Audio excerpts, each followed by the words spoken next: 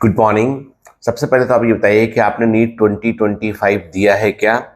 यदि आपने दिया है नीट 2025 तो क्या आपके नंबर 420 से 480 के बीच में हैं? बताइएगा जरूर कमेंट में। देखो बेटा, क्या है कि यदि वाकई में आपने नीट 2025 पढ़कर गंभीरता के साथ दिया है और आपके नंबर 420 से 480 के बीच में है, तो ये वीडियो सिर्फ और सिर्फ आपके लिए है। बड़ा कारण यह है कि बहुत सारे बच्चे, जो डेटा हमारे पास आ रहा है लगातार, बच्चे जो रिपोर्ट कर रहे हैं, बहुत बड़ी संख्या में बच्चे जो है वो पढ़ने वाले बच्चे, ठीक है ना। देखो, दो तीन तरह के विद्यार्थी होते हैं, ठीक है। एक स्टूडेंट वो होते हैं जो ड्रीमर होते हैं, ठीक है, जो सिर्फ सपना देखते हैं कि एक थोड़ा सा यूट्यूब शॉर्ट देख लेंगे या थोड़ा सा किताब का पन्ना पलट लेंगे और सिलेक्शन हो जाएगा। वो ड्रीमर्स के लिए वीडियो नहीं है, ठीक है। ड्रीमर्स के नंबर तो 100 भी नहीं आ रहे होंगे। दूसरे होते हैं ग्राइंडर्स। ग्राइंडर्स का मतलब है जो 5-5 6-6 साल से लगे हुए हैं, मतलब हर साल मेहनत करते हैं, लेकिन वो फोकस्ड नहीं है। वो 2 महीने पढ़ाई करेंगे, किसी प्लेटफॉर्म से जुड़ जाएंगे, फिर 2 महीने बाद कोई दूसरा प्लेटफॉर्म ज्वाइन कर लेंगे। तो ऐसे लोगों ने भी क्या किया है, वो 300 के 5 पहुंच के वो रुक गए। मैं जो कह रहा हूँ वो सच कह रहा हूँ। और तीसरे होते हैं स्नाइपर्स, ऐसे स्टूडेंट जो अपना टारगेट दिमाग में रखते हैं, उसके अनुसार पढ़ते हैं, ये ही 400 को क्रॉस किए हैं। तो जो बच्चे 420 से 480 के बीच में हैं, वो एक बात अच्छे से जान लें कि इस स्कोर पर बड़ी संख्या में बच्चे प्रेजेंट है, पढ़ने वाले बच्चे, ठीक है। जो थोड़े सीरियस थे, सीरियसली एग्जाम की तैयारी कर रहे थे, सबसे बड़ी संख्या जो है वो 420 से 480 नंबर के बीच में आ रही है। जैसे, और उसमें भी ऐसा हो रहा है कि 420 पे अधिक लोग हैं, 430 पे थोड़े कम लोग हैं, लेकिन 480 के आप ऊपर जा रहे हो तो वहां पर जो है वो टैपरिंग हो रहा है, वहां पे बच्चे आपको देखने में कम मिल रहे हैं। कहने का मतलब ये है कि सबसे डेंजरस जोन, सबसे अधिक हाईली कॉम्पिटिटिव जोन 420 से 480 के बीच में है। उसके पीछे बड़ा कारण यह है कि ये इतना कम स्कोर नहीं है कि यहाँ पे कुछ भी नहीं होगा, और ये इतना अधिक स्कोर भी नहीं है कि आपका एमबीबीएस साफ साफ क्लियर हो आपके लिए। दोनों बातें सही है। ये इतना जो है वो कम स्कोर भी नहीं है कि आप बोले कि कुछ उम्मीद नहीं कर सकते हैं, और इतना अधिक स्कोर भी नहीं कि आप श्योर हो जाएं। लेकिन जो बच्चे 500 या उसके ऊपर है, तो वो बच्चे तो तब भी जो है वो निश्चिंत रह सकते हैं। सवाल ये नहीं है कि यदि आपके नंबर 420 से 480 के बीच में है तो आपको एमबीबीएस मिलेगा या नहीं मिलेगा, आप सिलेक्ट होंगे नहीं होंगे, ये सवाल नहीं है। सवाल ये है कि मान लीजिए कि ये स्कोर हाईली कॉम्पिटिटिव होने के कारण एक ही नंबर पर जो है बहुत संख्या में बच्चे रहते हैं, तो आप आगे करेंगे क्या? सिलेक्शन जो है वो एक अलग एस्पेक्ट है, वो तो जिंदगी बदल देने वाली घटना है, लेकिन कभी नहीं होता है तो हमने क्या कोई प्लान बी तैयार किया है? क्या हमारे पास कोई प्लान है उसको लेके कि करेंगे क्या हम? क्या हम, हमारे पास ऑप्शन क्या है कि क्या हम तैयारी छोड़ देंगे? तो मैं साफ साफ कहता हूं, जिन बच्चों का नंबर जो है वो 400 या उसके ऊपर आ रहा है, तो तैयारी छोड़ने की गलती मत कीजिएगा।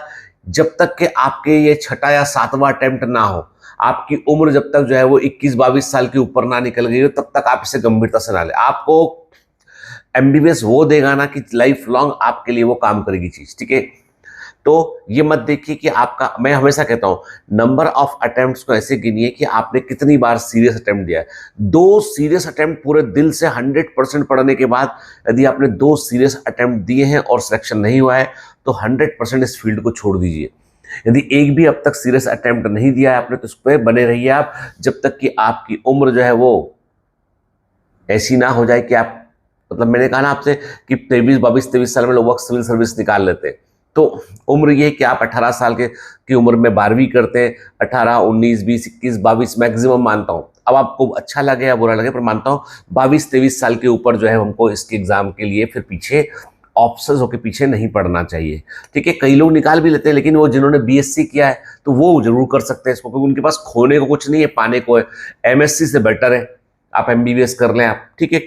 खैर वो अपना अपना पर्सनल ओपिनियन है, मैं उसमें आपको इन्फ्लुएंस नहीं करूंगा। मैं इतना ही बोलूंगा कि 400 नंबर है आपके, 400 के आसपास है, तो प्लीज, और आप को लगता है कि आप यहाँ पे, तो यहाँ पे तैयारी रोकना नहीं है। बस 30 दिन की, अगले, यदि मैं बोलूँ तो अगले अगले 20-25 दिन की बात है, रिजल्ट आपके सामने होगा। लेकिन बात यह है कि आपके पास में जो 25 दिन आप जो निकाल रहे हैं ना, ये अफसोस के 25 दिन नहीं होना चाहिए कि ये टाइम हमने खराब कर दिया, क्योंकि बाकी जिसने पढ़ना है वो एकदम क्लियर थॉट में, जो बच्चा 12th क्लास में पहुंचा है कि मुझे तो फोड़ देना है 26 को, क्लियर थॉट प्रोसेस में, जिसके 150 नंबर आए, जो तैयारी करने में जुट गया, वो भी क्लियर थॉट में कि नहीं होगा अपना भाई हम पढ़ेंगे। लेकिन जो 420 से 480 के बीच में, वो तो समझ रहा है हो जाएगा नहीं होगा। तो मैं कहता हूं हो जाएगा, बहुत अच्छी बात है। क्या जाएगा, सिर्फ थोड़ा सा पढ़ लिया वो छूट जाएगा, कोई दिक्कत नहीं बेटा, ठीक है। तो अब मुद्दा ये है कि आपको फिर एक बात और है, बगैर सोचे समझे ड्रॉप नहीं लेना। आपको अपने आप से ठोक बजा के पूछना है कि अगली बार मैं 550 स्कोर कर पाऊंगा इस तरह का पेपर आया तो, और कैसे नहीं कर सकते, बिल्कुल कर सकते हैं। आपके पास बायोलॉजी में 360 नंबर है। मैं कहता हूं यदि आप मुझसे बायोलॉजी पढ़ते हैं, किसी अच्छे सिंसियर टीचर जिसके पास कम से कम 20 साल का अनुभव है, ऐसे टीचर से पढ़ते हैं आप, तो आपको बता दूं मैं, बायोलॉजी में आप 340 पहुंच जाएंगे, आप 340 प्लस ही पहुंचेंगे। मेरे कई बच्चे 340 प्लस जो है वो स्कोर कर रहे हैं। अब देखो, जब तक आंसर शीट पेपर नहीं, मतलब जब तक रिजल्ट नहीं था, मैं कहना, मेरे लिए दावा करना किसी का नाम लेना ठीक नहीं है, पर 88 भी सही किए बच्चों ने, 87 क्वेश्चन भी सही किए। तो पॉइंट ये कि बायोलॉजी में आपको आराम से 320 प्लस जाना चाहिए। केमिस्ट्री में आपको जो है 180 में से आपको 130-35 प्लस आपको जाना चाहिए, और पेपर कमांडेबल पेपर कर सकते हैं आप उसको। तो कहने का मतलब है कि 330 में 30 जोड़ा 360 हो गया, 100 जोड़ा 460 नंबर तो आप बायोलॉजी, 540 में से 460 से 500 नंबर तो आप आराम से बायोलॉजी केमिस्ट्री में ला सकते हैं। फिजिक्स में आपको जो है वो पुरानी वाली रणनीति जो है ना, कि आपको 25 क्वेश्चन तो कम से कम, 25-30 क्वेश्चन कम से कम करके आपको आने हैं, बाकी 15 छोड़ दे रहे हैं जो बहुत कठिन है, ठीक है। तो मतलब आप 100-125 नंबर वहां से ला सकते हैं। तो 550 तो आप आराम से क्रॉस कर सकते हैं, 550 तक आप आराम से पहुंच सकते हैं। थोड़ा एफर्ट करेंगे आप, और बहुत अच्छी रेंज चाहिए तो 600 तक पहुंचना पड़ेगा आपको। तो पॉइंट ये है कि रणनीति बनाइए, ठीक है।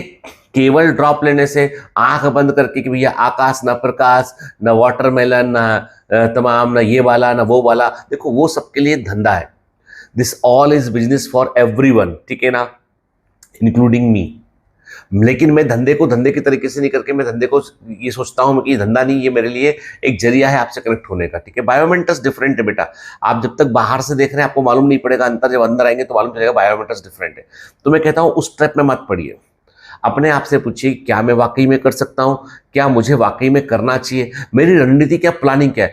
नीट का एग्जाम सिर्फ एग्जाम नहीं है, एक वॉर है, वॉर। और वॉर में वही जीतता है जिसके पास क्लियर रणनीति होती है कि मुझे करना क्या है, कहाँ कहाँ हमला करना है, क्या करना है, वही जीतता है, ठीक है। तो फिर मैं कहता हूं आपसे, लास्ट पॉइंट ये कहता हूं कि इस बात को मत सोचिए कि सिलेक्शन होगा या नहीं होगा, ये सोचिए कि यदि प्लान बी क्या है हमारे पास, क्या मुझे तैयारी कंटिन्यू रखनी चाहिए या मुझे कुछ और करना चाहिए, ये दिमाग में रहना चाहिए।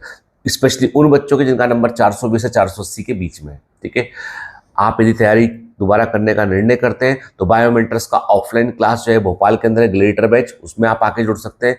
और यदि आप जो है वो ऑनलाइन पढ़ना चाहते हैं तो बायोमेंटर्स का टारगेट बैच में एडमिशन चल रहा है बेटा, ठीक है ना। लेकिन please take a decision, call लीजिए, जिंदगी भर जो है वो डायलेमा में मत रहिए बेटा, कॉल लीजिए, take a call and go ahead.